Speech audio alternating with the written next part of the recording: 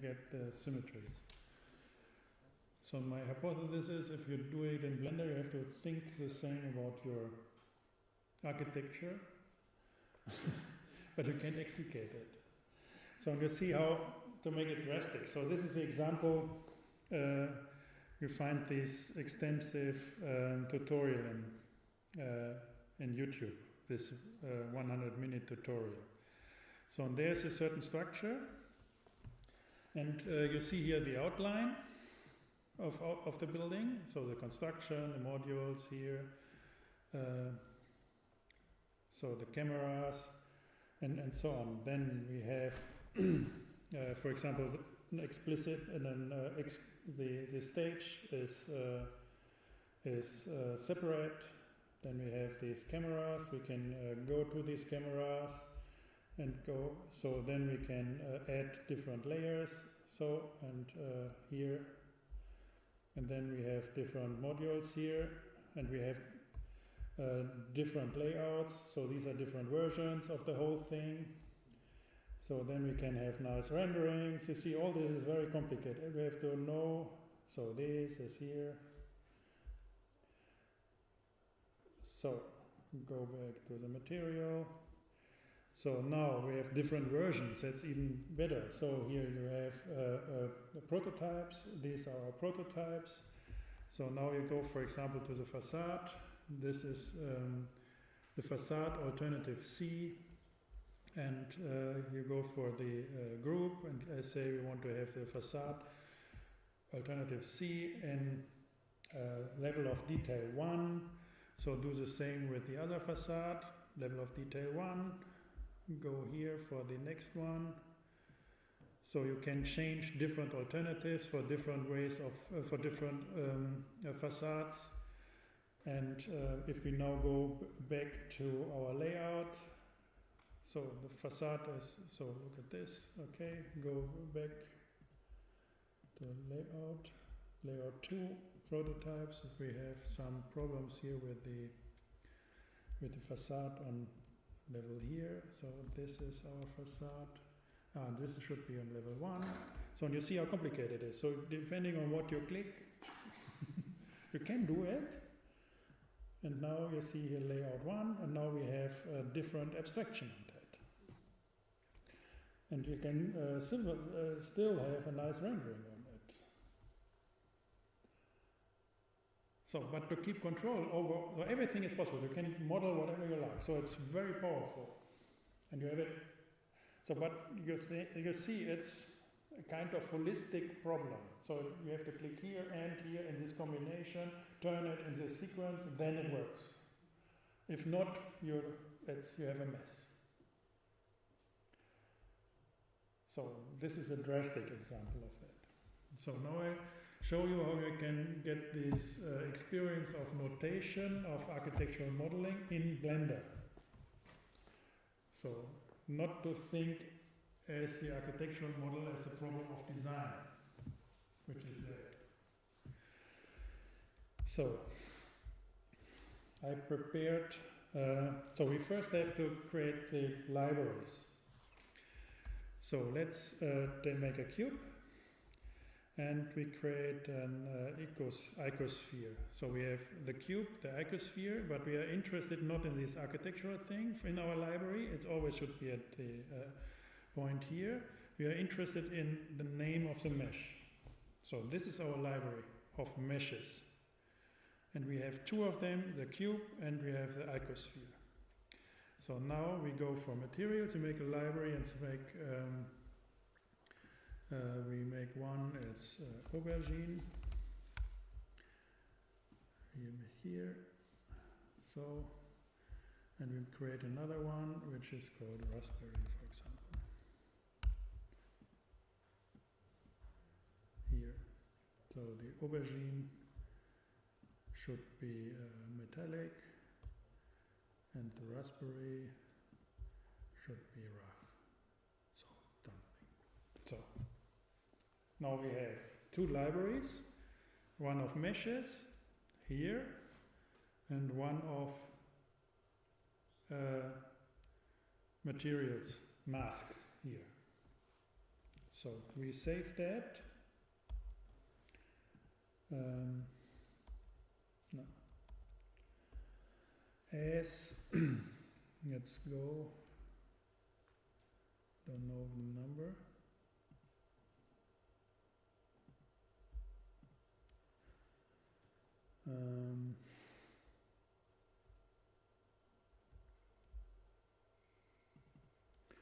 So we call that library O2.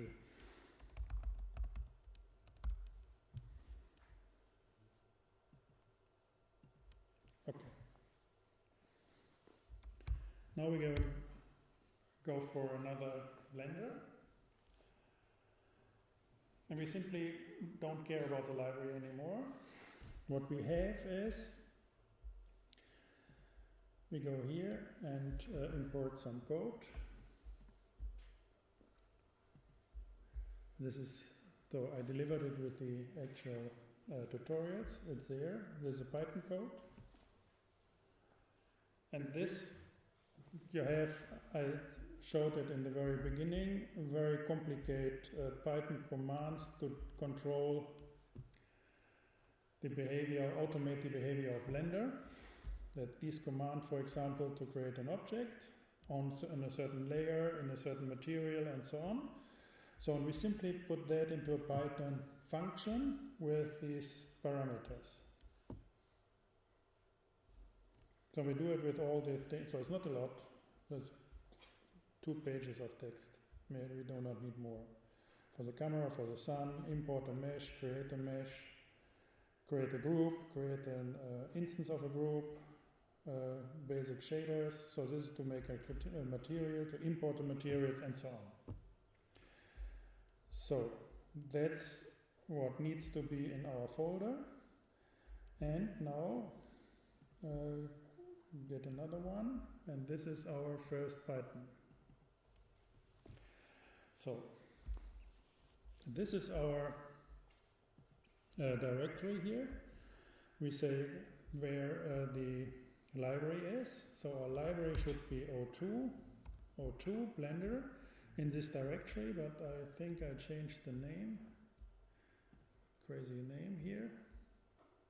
44. Copy.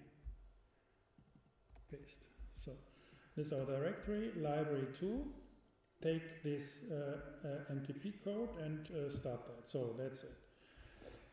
So we import meshes, and we say we want to have the icosahedra. No, it's icosphere. And we import, for example, the cube.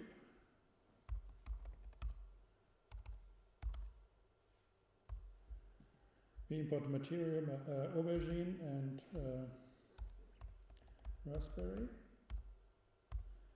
from our library O2. So we have to put here library O2.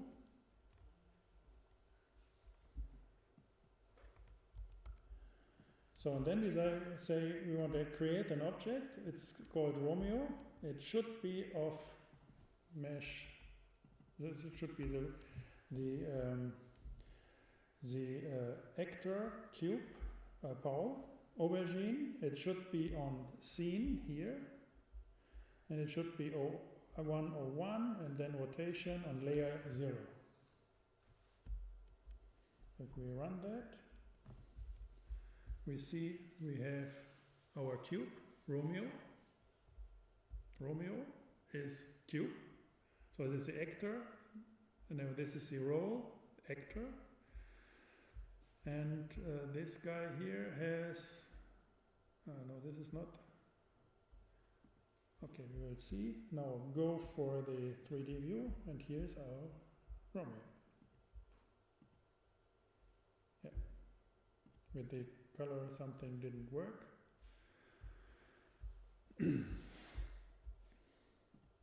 But that's it.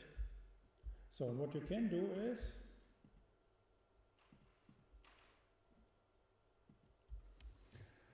have a similar setup like in Mathematica.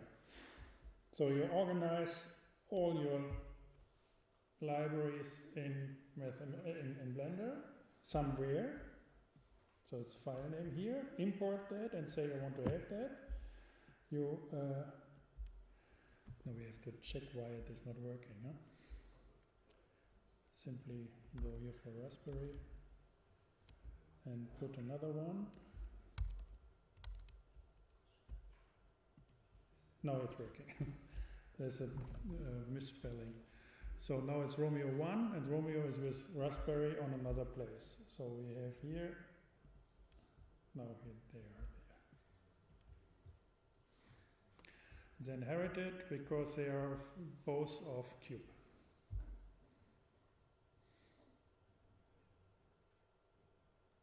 So by that you get the same principle set up in Python.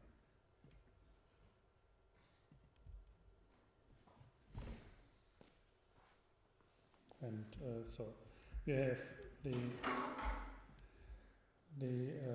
actors, you have the masks, and here you have the directives.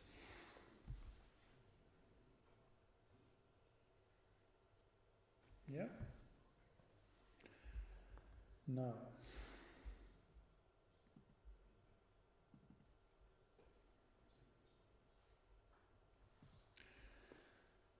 this is a more extensive example.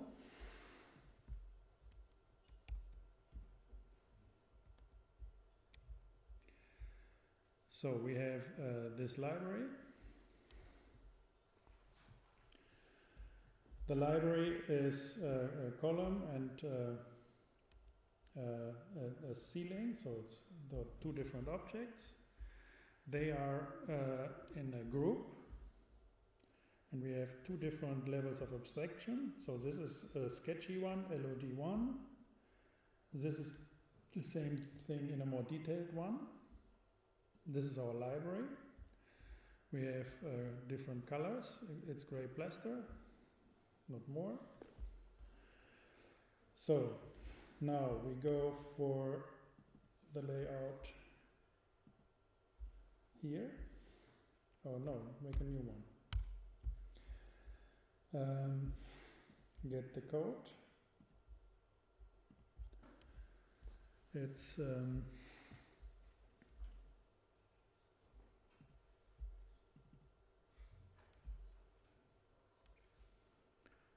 extended.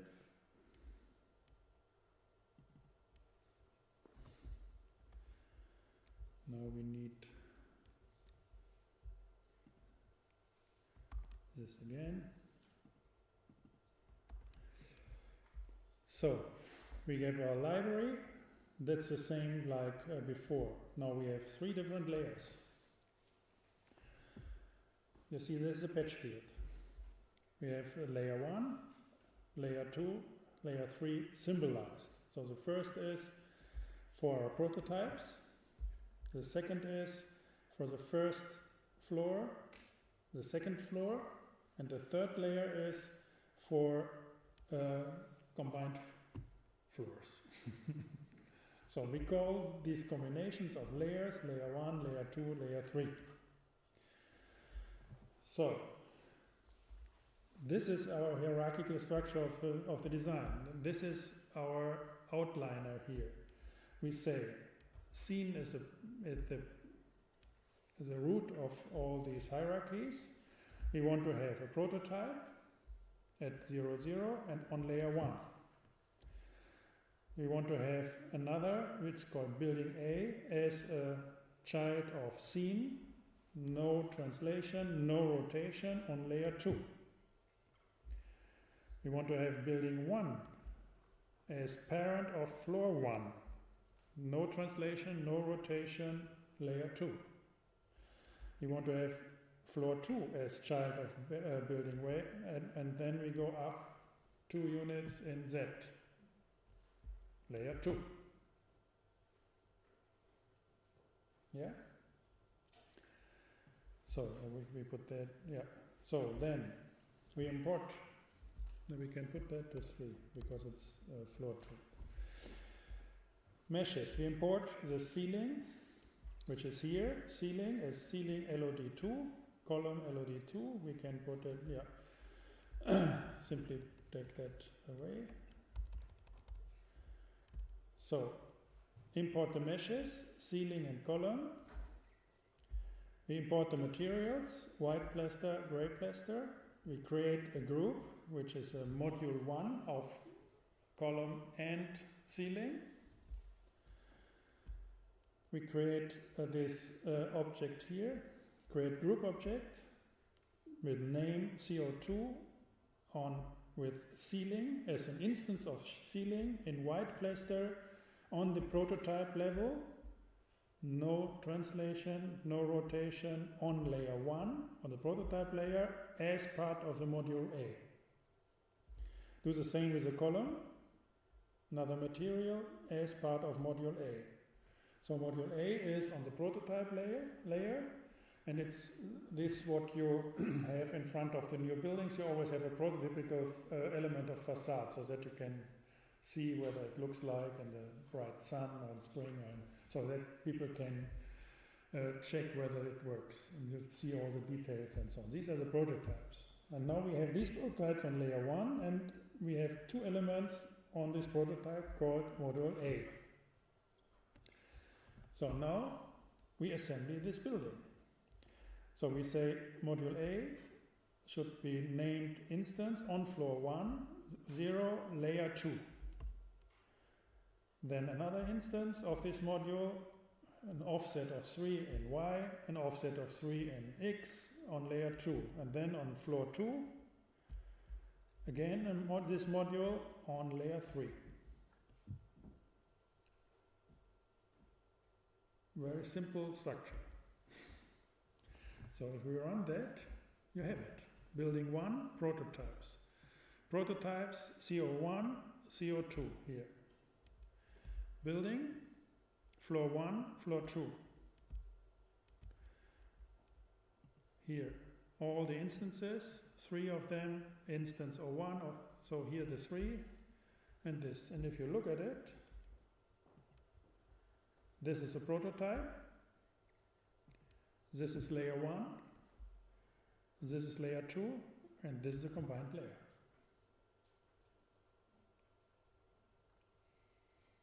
So the beauty is, so now just to change the level of detail, you simply forget the whole story and just we simply copy this here. So forget everything, because if it's code, you have the libraries, it's a factory, so it's a whole infrastructure you have. So, and if you make a drawing, you really have to be careful, because it's the thing. With code is a way how to organize this thing. So you never have to save any drawing. You have to save your code. So therefore you can have a fresh Blender, go for text edit, and paste my code. My building is this. It's not megabytes. It's this. And I have that. So if I say my ceiling should be on LOD2, and my column as well, I simply have to change that. Instead of the very first sketchy thing, I have other library elements and get the more detailed one. Insertion points, the dimensions, all is the same. Render that, the whole structure, and it's always consistent. You never make mistakes. And here we are level 2.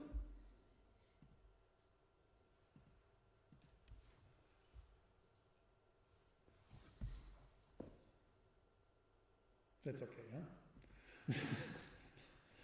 So the beauty is that this is a kind of patch field. You really can control you can control your things. It's a notation of architecture. And this is most adequate, I think, for what you have. If you look around, now first is these lists get all very long.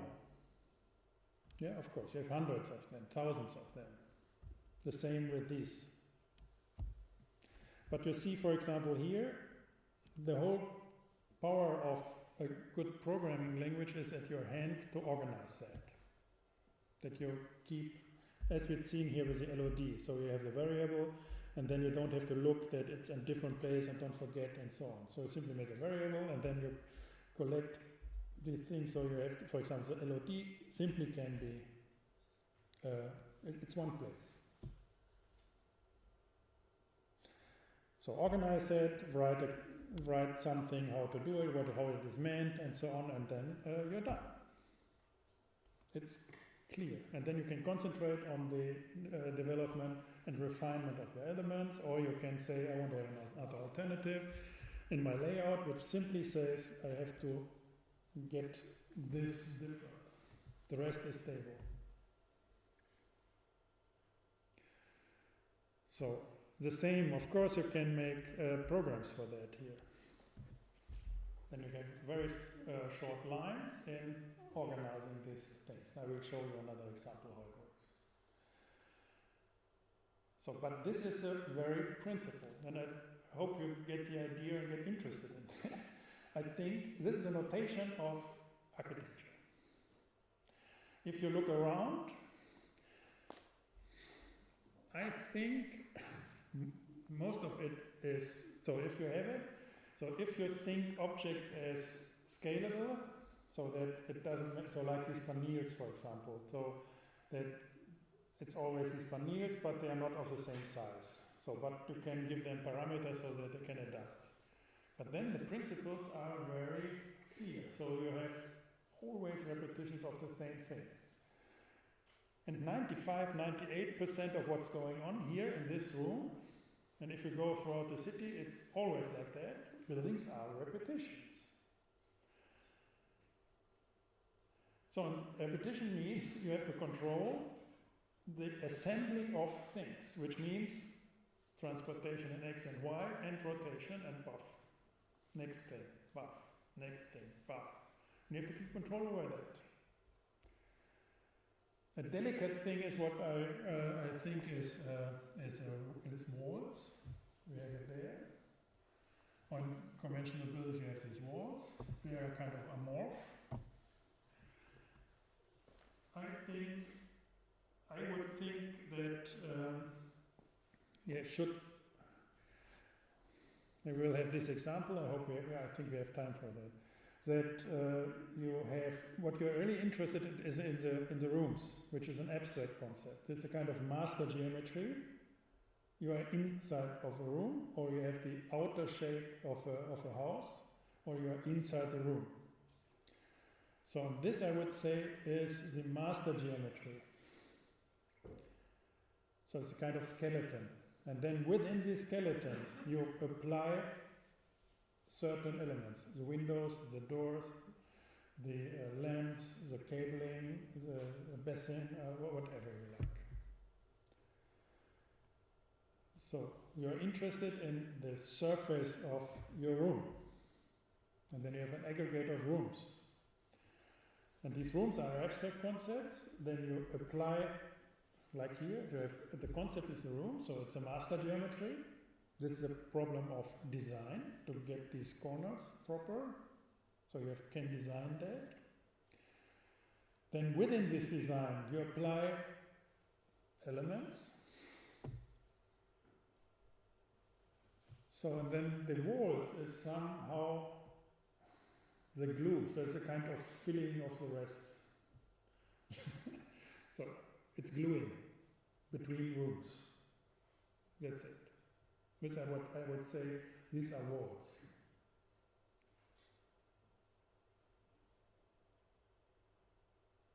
So let's go for this example. The next example, and then I think it will be more evident.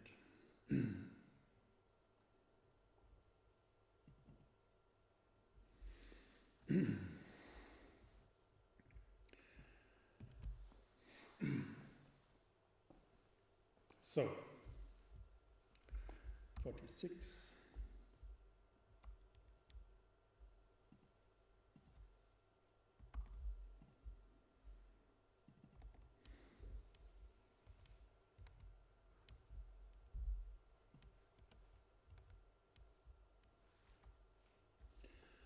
Why?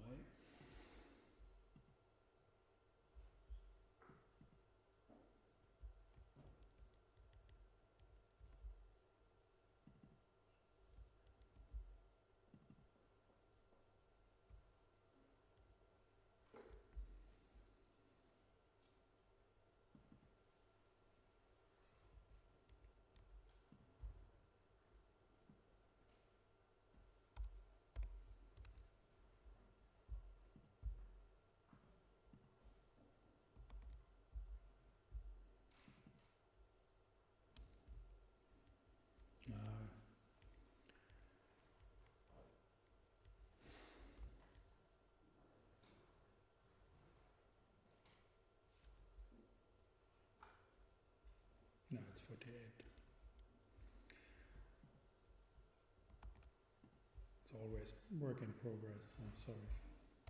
Here we are. So,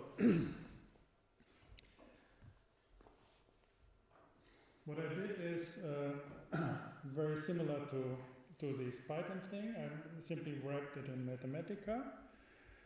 So, and now I'm able to read the library objects meshes of Blender. So they are here. These are the library objects. So I have two different kinds. For example, box A is our box, and then we have, for example, edges to position certain points at the edges. So we have this node, or then we have this kind of roof, the plane. It's a mesh, amorphous, and so on. Then you can point and get all these elements there addressed. So. Now we want to have the box A and get elements in there. This is box A. I designed that in Blender. So this is the graphics of box A. This is the graphics of my edge. So the certain profile I want to get to the edge. These are the numbers of the edges, so for logistics, numbers of edges and nodes in my design. So very simple. I need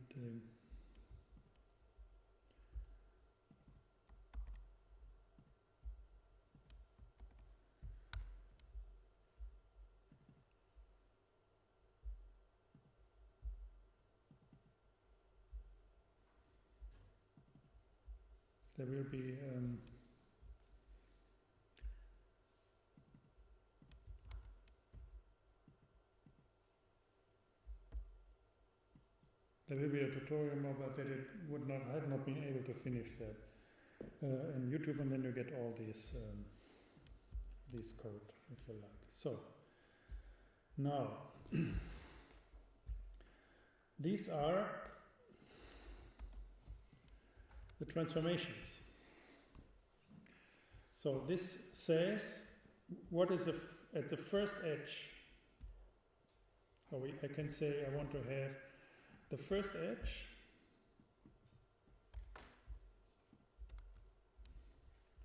it's here.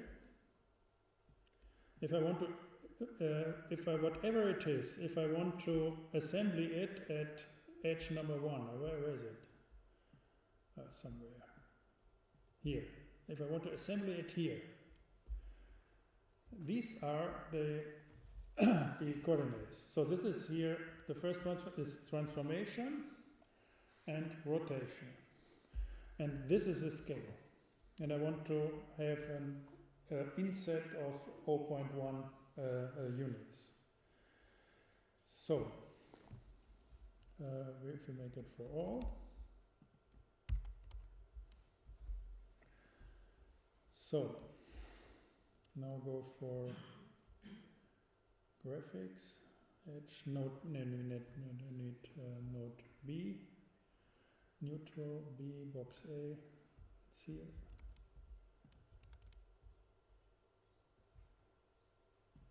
Here, MR, Y, it's the wrong thing, it's this guy. G,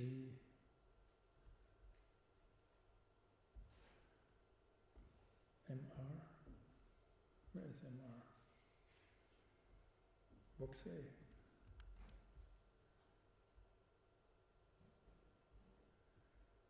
Where is that coming from here? TFE. Here. Okay, now look what happens. So it's I simply say all of this element, this is my reference design. Whatever I've drawn in Blender, I simply import it, I get all these numbers, and then I say, what is my assembly to get it either to a certain edge or to a certain point. This is the function for that. So these are all the assemblies, it's just a list of all the edges.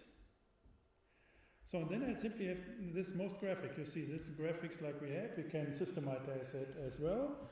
So, but it simply says I want to have a dot product, which means rotation, translation, and then scaling.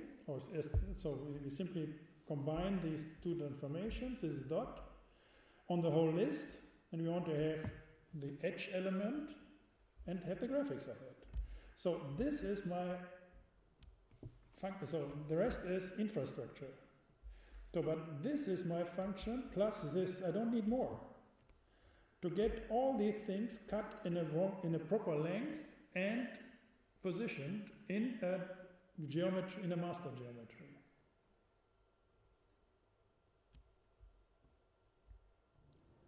Yeah, can do the same with the nodes. Let's go, hopefully it works. Yes. And do it combined here.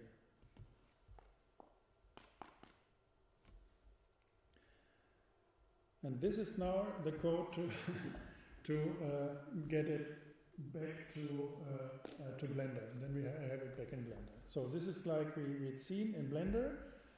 I wrapped it in Mathematica, so it's exactly how we organized our things, and we're seeing prototypes, building edges, nodes, and so on. I say I want to have it on different layers with different classes and so on. Just export it. So this is translated to our Blender code. So you see it's a lot. Yeah, here all these things, and you don't have to care because it's this.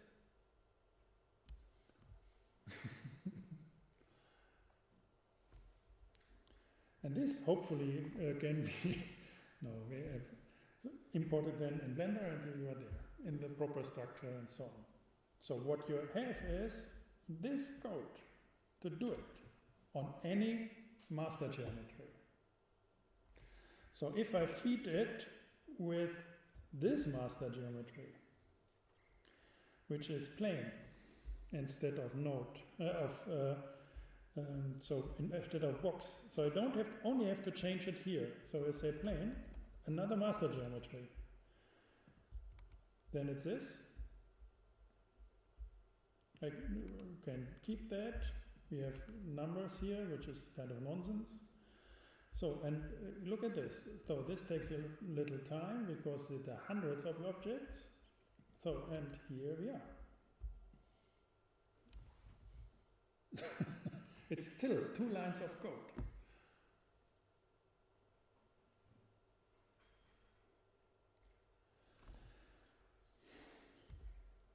All the nodes. Combined graphics. Now this is a nodes graphics, and this is combined. Here we are. Everything fits.